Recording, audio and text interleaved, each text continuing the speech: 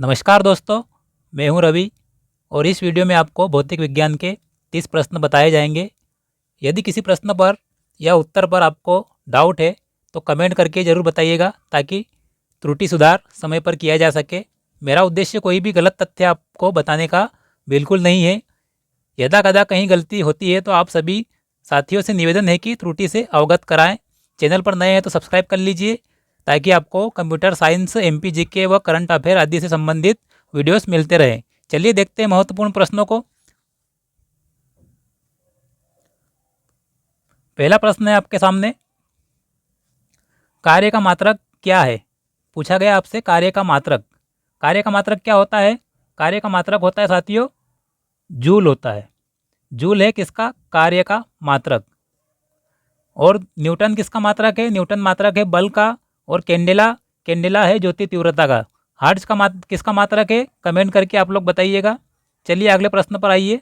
अगला प्रश्न है आपके सामने, प्रकाश वर्ष किसकी इकाई है? ऑप्शन दिए हैं समय की, प्रकाश की तीव्रता की, दूरी की या प्रकाश के वेग की। तो इसका राइट आंसर क्या है साथियों? इसका राइट आंसर है दूरी की। किसकी है इकाई प्रकाश वर्ष? दूरी की इकाई है। और एक प्रकाश वर्ष किसके बराबर होता है? ये होता है 9.46 गुणित 10⁻15 मीटर के बराबर होता है एक प्रकाश वर्ष। चलिए अगले प्रश्न पर। अगला प्रश्न आपके सामने क्वेश्चन नंबर 3, एम्पियर कौन सी भौतिक राशि को मापने की इकाई है? मतलब एम्पियर किसको मापने की इकाई है? तो इसका राइट आंसर क्या होगा? ये मापा जाता है किसको? विद्युत धारा को। किसमें? एम्पियर में। इसका राइट आंसर होगा विद्युत धारा। चलिए अगले प्रश्न पर आइए। अगला प्रश्न आपके सामने है। अगला प्रश्न है, वायुमंडलीय दाब को निरंतर मापने वाले यंत्र को कहते हैं। पूछा गया है वायुमंडलीय दाब को निरंतर मापने वाले यंत्र को कहते हैं। क्या कहते हैं निरंतर वायुमंडलीय दाब को मापने वाले यंत्र को? तो ये कहते हैं बेरोग्राफ। बेरोग्राफ होगा ऑप्शन बी आपका सही उत्तर होगा। बेरोग्राफ कैसा यंत्र है? ये वायुमंडलीय दाब को निरंतर मापने वाला यंत्र है। चलिए अगले प्रश्न पर आइए। अगला प्रश्न आपके सामने है, सोनार का उपयोग किस में होता है? सोनार के बारे में पूछा गया है। सोनार का उपयोग किस में होता है या किनके द्वारा उपयोग किया जाता है? तो इसका राइट आंसर क्या होगा? नौ संचालन में उपयोग होता है किसका? सोनार का। कौन उपयोग करते हैं इसका? नौ संचालक उपयोग करते हैं सोनार का। और इसको किस काम में लेते हैं? तो ये क्या करता है कि महासागर में या पानी में डूबी हुई वस्तुओं की स्थिति का पता लगाने में उपयोग करते हैं। कौन? नौ संचालक। और अगर प्रश्न पूछा जाए आपसे कि सोनार में किस प्रकार की तरंगों का उपयोग होता है, तो ये इसका आंसर क्या होगा साथियों? इसका आंसर होगा पराश्रव्य तरंगों का उपयोग होता है। किसमें? सोनार में। और सोनार का अगर फुल फॉर्म पूछा जाए, पूर्ण रूप क्या होता है, तो ये होता है sound navigation and ranging. Sound navigation and ranging होता है सोनार का पूरा नाम। चलिए अगले प्रश्न पर। अगला प्रश्न आपसे पूछा गया है, वॉशिंग मशीन। वॉशिंग मशीन किस सिद्धांत पर कार्य करती है? वॉशिंग मशीन का पूछा गया है किस सिद्धांत पर कार्य करती है। तो इसका राइट आंसर क्या होगा साथियों? इसका राइट आंसर होगा आपका ऑप्शन ए, अपकेंद्रण। अपकेंद्रण के सिद्धांत पर कार्य करती है कौन? Washing machine. चलिए अगले प्रश्न पर साथियों। अगला प्रश्न आपके सामने है क्वेश्चन नंबर 7। इसमें क्या पूछा गया है? इनमें से कौन सी अदिश राशि है? अदिश राशि के बारे में पूछा गया है और ऑप्शन दिए है आयतन, विस्थापन, संवेग और आवेग। तो अदिश राशि कौन सी होगी इनमें से? इनमें से अदिश राशि होगी आपकी आयतन। ऑप्शन ए आपका सही उत्तर होगा साथियों। और विस्थापन, संवेग और आवेग आदि कौन सी ये राशियां हैं? ये राशियां हैं सदिश राशियां हैं। इसी तरह अगर सदिश राशियां और देखें तो बल, वेग, विस्थापन, त्वरण, संवेग, आवेग ये सब सदिश राशियां हैं। यहाँ पर आप देख रहे होंगे कि जिसमें भी वह शब्द आ रहा है वह अधिकतर कौन सी राशियां हैं? सदिश राशियां हैं। जिसमें भी वह आ रहा है। चलिए अगले प्रश्न पर आ जाइए। अगला प्रश्न आपके सामने क्वेश्चन नंबर 8 है। इसमें क्या पूछा गया है? गुरुत्वाकर्षण के सार्वभौमिक नियम के प्रतिपादक है। प्रश्न आपको इजी लग रहा होगा लेकिन इस तरह के प्रश्न पूछे जाते हैं एग्जाम्स में। क्या आंसर होगा इसका? किसने दिया है गुरुत्वाकर्षण का सार्वभौमिक नियम या प्रतिपादन किसने किया है गुरुत्वाकर्षण के सार्वभौमिक नियम का? इसका राइट आंसर क्या होगा? इसका राइट आंसर होगा आपका ऑप्शन बी, न्यूटन। न्यूटन ने किया है क्या? गुरुत्वाकर्षण के सार्वभौमिक नियम का प्रतिपादन। और केपलर ने किसके नियम दिए हैं? केपलर ने दिए आप ग्रहों की गति से संबंधित नियम। अब आप लोग कमेंट करके बताइएगा कि आइंस्टीन का संबंध किससे है या किसकी व्याख्या की है आइंस्टीन ने, आप कमेंट करके एक बार बताइएगा। चलिए आगे अगले प्रश्न पर आते हैं। अगला प्रश्न आपके सामने साथियों, अगला प्रश्न, गुरुत्व त्वरण का मान कहाँ सर्वाधिक होता है। गुरुत्वीय त्वरण का मान पूछा है, वो भी कहाँ पर सर्वाधिक होता है, ये पूछा गया प्रश्न में। तो इसका राइट आंसर क्या होगा, किस पर होता है सर्वाधिक साथियों, ध्रुवों पर, भूमध्य रेखा, दोनों पर, या इनमें से कोई नहीं। तो इसका राइट आंसर आपका होगा ध्रुवों पर सर्वाधिक होता है क्या, गुरुत्वीय त्वरण का मान। ऑप्शन ए आपका सही उत्तर होगा साथियों। चलिए अगले प्रश्न पर। अगला प्रश्न आपके सामने है, रेडियम की खोज में योगदान दिया है या किसने की है, पूछा जाए। रेडियम की खोज में योगदान पूछा गया है यहाँ पर। तो इसका राइट आंसर क्या होगा, ये भी इजी क्वेश्चन है। आपके सामने आंसर क्या, ऑप्शन क्या दे रखे हैं, Chadwick, madam Curie, Robert Hooke, William Roentgen. तो इसका राइट आंसर क्या होगा, मैडम क्यूरी। यहाँ पर मैडम क्यूरी किससे संबंधित है, रेडियम की खोज में योगदान देने से, या रेडियम की खोज करने में योगदान दिया है किसने, मैडम क्यूरी ने। अब आप बताइए, ऑप्शन डी देखिए, रॉन्टजन। रॉन्टजन ने किसकी खोज की है, आप बताइएगा कमेंट करके। अगला प्रश्न है, वर्षा की बूंद गोलाकार होने का कारण पूछा गया है। वर्षा की बूंद गोलाकार क्यों होती है, किस कारण से होती है वर्षा की बूंद गोलाकार। तो इसका राइट आंसर क्या होगा, सरफेस टेंशन या पृष्ठ तनाव। पृष्ठ तनाव के कारण क्या होती है, वर्षा की बूंद गोलाकार होती है। और पृष्ठ तनाव से क्या होता है कि द्रव का स्वतंत्र पृष्ठ न्यूनतम क्षेत्र घेरने का प्रयास करता है, इसलिए वर्षा की बूंद भी क्या हो जाती है, गोलाकार, क्योंकि वो न्यूनतम क्षेत्र, उसका पृष्ठ न्यूनतम क्षेत्र घेरने की क्या करता है, चेष्टा करता है या प्रयास करता है। चलिए अगले प्रश्न पर, क्वेश्चन नंबर 12 पे आइए। क्वेश्चन नंबर 12 क्या है साथियों आपके सामने, क्वेश्चन नंबर 12 है कि नैनो पदार्थों का सबसे महत्वपूर्ण गुण है। नैनो पदार्थों का महत्वपूर्ण गुण पूछा गया है आपसे साथियों। तो इसमें ऑप्शन क्या दिए आपको, तनाव, घर्षण, दबाव या ताप। तो इसका राइट आंसर क्या होगा आपका, इसका राइट आंसर होगा घर्षण।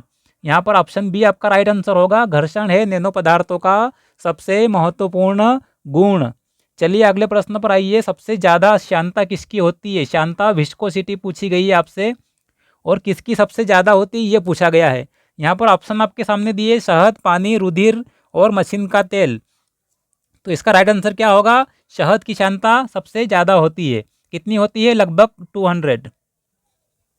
कितनी होती है, 200 होती है शहद की श्यानता, विस्कोसिटी। चलिए अगले प्रश्न पर। अगला प्रश्न आपके सामने है, सबसे पहला कृत्रिम रूप से उत्पादित किया गया तत्व पूछा गया है, और कैसा कृत्रिम रूप से उत्पादित किया गया, सर्वप्रथम या सबसे पहला तत्व। इस टाइप के प्रश्न काफ़ी परीक्षाओं में आते हैं, जिसमें सर्वप्रथम, सबसे पहला अगर कोई होता है, वो कोई भी चीज़, वस्तु, व्यक्ति या कुछ भी हो सकता है, उसके बारे में प्रश्न परीक्षाओं में पूछ लिए जाते हैं। इसलिए आपको, आपके लिए ये प्रश्न हमने रखा है, क्योंकि ये तत्वों से संबंधित है। तो क्या होगा इसका राइट आंसर, इसका राइट आंसर होगा आपका ऑप्शन सी, टेक्नीशियम। टेक्नीशियम ऐसा तत्व है जो सर्वप्रथम कृत्रिम रूप से उत्पादित किया गया है। और इसका निर्माण कब किया गया था, उत्पादन मतलब कब किया गया था, तो 1937 के आसपास हुआ था। इसका उत्पादन या उत्पादित किया गया था सर्वप्रथम 1937 में। चलिए अगले प्रश्न पर। अगला प्रश्न है, इनमें से किस ताप पर पानी का घनत्व सबसे ज़्यादा होता है। काफ़ी इजी क्वेश्चन है आपके लिए, इसका सीधे आंसर देख लीजिए। इसका राइट आंसर क्या होगा, 4 डिग्री सेल्सियस। 4 डिग्री सेल्सियस पर क्या होता है, पानी का घनत्व सर्वाधिक होता है। चलिए अगले प्रश्न पर आइए, क्वेश्चन नंबर 16 पे चलते हैं। क्वेश्चन नंबर 16 में, ये तो और भी इजी क्वेश्चन होगा आपके लिए, सूर्य का प्रकाश पृथ्वी पर कितने समय में पहुंचता है। कितने समय में पहुंचता है साथियों, ये होगा आपका लगभग 8 मिनट में, या 499 सेकंड, या 500 सेकंड, या 8.3 मिनट। ये कोई भी ऑप्शन आपके सामने हो सकते हैं, या तो लगभग 8 मिनट होगा, या ऑप्शन में 8.3 मिनट होगा, या ऑप्शन में 499 सेकंड, या लगभग 500 सेकंड दिया जा सकता है ऑप्शन में। यहाँ पर आपको लगभग 8 मिनट दिया गया है, इसलिए आपका उत्तर भी क्या होगा, लगभग 8 मिनट। चलिए अगले प्रश्न पर आइए। अगला प्रश्न क्वेश्चन नंबर 17, इसमें क्या पूछा है, प्रकाश तंतु का कार्य सिद्धांत है, या किस सिद्धांत पर प्रकाश तंतु ऑप्टिकल फाइबर कार्य करता है। किस सिद्धांत पर कार्य करता है, ऑप्टिकल फाइबर, या प्रकाश तंतु का कार्य सिद्धांत क्या है, या प्रकाश तंतु का कार्य सिद्धांत है, ये पूछा गया है आपसे प्रश्न में। तो क्या होगा, ये होगा आंसर आपका ऑप्शन डी, पूर्ण आंतरिक परावर्तन। पूर्ण आंतरिक परावर्तन पर कार्य करता है कौन? प्रकाश तंतु या ऑप्टिकल फाइबर। चलिए अगले प्रश्न पर, क्वेश्चन नंबर 18। इनमें से किस रंग की तरंग दैर्ध्य सबसे कम होती है? तरंग दैर्ध्य सबसे कम पूछी गई है और रंग पूछा गया है, किस रंग की सबसे कम होती है तरंग दैर्ध्य? तरंग दैर्ध्य किसकी सबसे कम होती है? तो आपका राइट आंसर होगा बैंगनी। बैंगनी रंग की तरंग दैर्ध्य सबसे कम होती है। यदि आप लोगों को कोई भी आंसर से संबंधित डाउट है तो कमेंट करके ज़रूर बताइएगा किस प्रश्न पर आपको डाउट है, क्वेश्चन नंबर डाल के, ताकि पता लग सके कि इसमें क्या गलती हुई है। चलिए अगले प्रश्न पर चलते हैं। अगला प्रश्न है क्वेश्चन नंबर 19। निकट दृष्टि दोष को ठीक किया जा सकता है, मतलब निकट दृष्टि दोष का निवारण किससे किया जाता है, ये भी पूछा जा सकता है आपसे इस तरह से। या फिर निकट दृष्टि दोष को ठीक कर सकते हैं किसके द्वारा? अवतल लेंस के द्वारा। किससे ठीक करते हैं? अवतल लेंस। ऑप्शन बी आपका सही उत्तर होगा। चलिए अगले प्रश्न पर आइए। अगला प्रश्न है किसी वस्तु का प्रतिबिंब मानव नेत्र में कहाँ बनता है? मानव नेत्र पर प्रतिबिंब पूछा गया है वस्तु का, और स्थान पूछा गया है कि मानव नेत्र में वस्तु का प्रतिबिंब कहाँ बनता है। तो इसका राइट आंसर क्या होगा? इसका राइट आंसर होगा रेटिना पर। कहाँ बनता है? रेटिना पर। इसको और क्या कहते हैं? इसको कहते हैं दृष्टिपटल हिंदी में। रेटिना या दृष्टिपटल, जो भी ऑप्शन में हो आपका उत्तर होगा। चलिए अगले प्रश्न पर। अगला प्रश्न है केल्विन ताप पर मानव शरीर का सामान्य ताप कितना होता है? मानव शरीर का सामान्य ताप पूछा गया है और किस पैमाने पर? केल्विन पर। केल्विन पर पूछा गया है तो केल्विन पर कितना होता है? 310 केल्विन होता है सामान्य ताप किसका? मानव शरीर का। कमेंट करके बताइए सेल्सियस में कितना होता है मानव शरीर का सामान्य ताप। चलिए अगले प्रश्न पर। अगला प्रश्न क्वेश्चन 22। थर्मोस्टेट का संबंध किससे होता है, या थर्मोस्टेट का संबंध किससे है? किससे संबंध है थर्मोस्टेट का? द्रव्यमान, तापमान, आयतन या दबाव? तो किससे संबंध है थर्मोस्टेट का? इसका राइट आंसर होगा तापमान। तापमान से संबंधित है कौन? थर्मोस्टेट। और ये क्या कार्य करता है? ये कार्य करता है तापमान को नियंत्रित करने का या स्थिर बनाए रखने का कार्य करता है। तापमान को स्थिर करने का कार्य कौन करता है? थर्मोस्टेट। चलिए अगले प्रश्न पर। अगला प्रश्न आपके सामने है पानी में नमक मिलाने पर क्या होता है, ये पूछा गया है प्रश्न में। और ऑप्शन दिए है क्वथनांक कम होता है, बढ़ता है, या परिवर्तन नहीं होता है, या इनमें से कोई नहीं। तो इसका राइट आंसर क्या होगा साथियों? अगर पानी में नमक मिलाएंगे तो क्वथनांक क्या होगा? बढ़ जाएगा। तो आप उत्तर क्या होगा? ऑप्शन बी, क्वथनांक बढ़ता है। ये आपका उत्तर होगा, क्योंकि क्वथनांक बढ़ जाता है पानी में नमक मिलाने पर। चलिए अगले प्रश्न पर। अगला प्रश्न आपके सामने है साथियों। अगला प्रश्न है कि दीर्घ तरंगों को, क्या पूछा गया है? दीर्घ रेडियो तरंगों को, ध्यान से पढ़िएगा, दीर्घ रेडियो तरंगों को पृथ्वी की कौन सी सतह परावर्तित करती है? क्या पूछा गया है? दीर्घ रेडियो तरंगों को पृथ्वी की कौन सी सतह परावर्तित करती है? कौन सी सतह करती है साथियों? इसका राइट आंसर क्या होगा? इसका राइट आंसर होगा आयन मंडल। आयन मंडल क्या करता है? दीर्घ रेडियो तरंगों को परावर्तित कर देता है। तो आपका उत्तर क्या हो जाएगा? आयन मंडल। क्वेश्चन नंबर 25 पे आ जाइए। वायु में ध्वनि का वेग कितना होता है? वायु में ध्वनि का वेग कितना होता है? वायु में ध्वनि का वेग, तो इसका राइट आंसर होगा लगभग 330। लगभग 330, लगभग इसलिए बता रहा हूँ क्योंकि कुछ बुक में आपको 331 भी मिल सकता है, इसलिए आपको बता दिया। यहाँ पर ऑप्शन 330 है, इसलिए यहाँ पर लगभग होना चाहिए। अप्रोक्सीमेट कितना? 330 या 331 भी आ सकता है। ऑप्शन आपके सामने एग्जाम में अगर प्रश्न आता है तो 331 भी सही उत्तर होगा। यहाँ पर लगभग 330 आपका उत्तर सही होगा। चलिए अगले प्रश्न पर। और मीटर सेकंड में है, वो भी ध्यान से पढ़िएगा। अगर 330 किलोमीटर में दिया है या मीटर सेकंड में, तो वो भी आप ध्यान से पढ़िएगा पूरे ऑप्शनों को, क्योंकि वहाँ पर उलझाने के लिए ऑप्शन में किलोमीटर, मीटर ये आप चेंजेस किया जा सकता है, और थोड़ी सी गलती से प्रश्न का उत्तर गलत हो जाता है, इसलिए ऑप्शन भी ध्यान से पढ़ने जरूरी है आपको। चलिए अगले प्रश्न पर। अगला प्रश्न है इनमें से किस तरंग लंबाई, क्वेश्चन नंबर 26, इनमें से किस तरंग लंबाई सबसे अधिक होती है? किसकी तरंग लंबाई सबसे अधिक होती है? प्रश्न है इनमें से किसकी तरंग लंबाई सबसे अधिक होती है, पूछा गया है। किसकी, यहाँ पर किरणें दी है, गामा किरण, फिर तरंग दी है रेडियो तरंग, दृश्य प्रकाश और एक्स किरण। अभी आपसे मैंने पूछा था एक्स किरणों का प्रश्न पूछ रहा हूँ कि एक्स किरणों की खोज किसने की है, कमेंट करके बताइएगा। अभी मैं इसका आंसर दिखा रहा हूँ आपको। इसका आंसर होगा, क्या होगा, किसकी तरंग लंबाई सबसे अधिक होती है, तो ये होगा आपका रेडियो तरंग। कौन सा होगा ऑप्शन, ऑप्शन बी, रेडियो तरंग की लंबाई सबसे अधिक होती है। किस पर, विद्युत चुंबकीय स्पेक्ट्रम पर। विद्युत चुंबकीय स्पेक्ट्रम पर रेडियो तरंग की तरंग लंबाई सबसे अधिक होती है।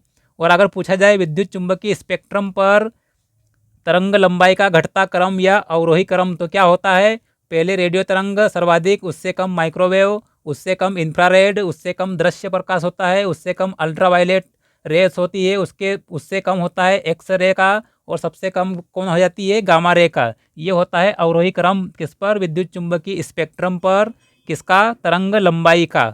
चलिए अगले प्रश्न पर आइए। अगला प्रश्न, विद्युत ऊर्जा को यांत्रिक ऊर्जा में बदलने वाला यंत्र है। विद्युत ऊर्जा को किस में बदलने वाला, यांत्रिक ऊर्जा में बदलने वाला। इजी क्वेश्चन होगा आपके सामने। क्या आंसर होगा इसका, इसका राइट आंसर होगा साथियों, इसका राइट आंसर होगा विद्युत मोटर। कौन होगा आंसर, विद्युत मोटर। ऑप्शन बी आपका सही उत्तर होगा। विद्युत मोटर क्या करती है, विद्युत ऊर्जा को किस में बदल देती है, यांत्रिक ऊर्जा में। और ये क्या कार्य करती है, ये डायनेमो के विपरीत कार्य करती है। किसके विपरीत, अगर पूछा जाए विद्युत मोटर किसके विपरीत कार्य करती है, तो ये आपका आंसर होगा डायनेमो के विपरीत कार्य करती है। कौन, विद्युत मोटर। चलिए अगले प्रश्न पर, क्वेश्चन नंबर 28। यहाँ पर पूछा गया है इनमें से कौन सा अर्धचालक तत्व है। सेमीकंडक्टर पूछा गया, सेमीकंडक्टर एलिमेंट, अर्धचालक तत्व, सेमीकंडक्टर एलिमेंट कौन सा है, तो कौन सा है साथियों, सिंपल है, कौन सा, सिलिकॉन। सिलिकॉन है सेमीकंडक्टर, और एक जर्मेनियम भी सेमीकंडक्टर होता है। अब बताइए सिलिकॉन का उपयोग किस में होता है, महत्वपूर्ण फैक्ट है, सिलिकॉन का उपयोग किस में होता है, कंप्यूटर में भी उपयोग होता है या नहीं होता है, कमेंट करके आप बताइए।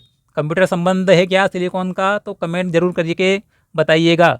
चलिए अगले प्रश्न पर। अगला प्रश्न है, सूर्य की ऊर्जा का स्रोत होता है या सूर्य की ऊर्जा का स्रोत है।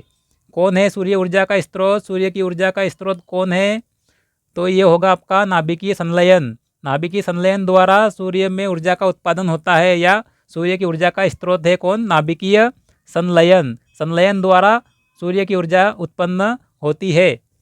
ध्यान से सुनिएगा, सूर्य की ऊर्जा किससे उत्पन्न होती है, या सूर्य की ऊर्जा का स्रोत कौन होता है, नाभिकीय संलयन।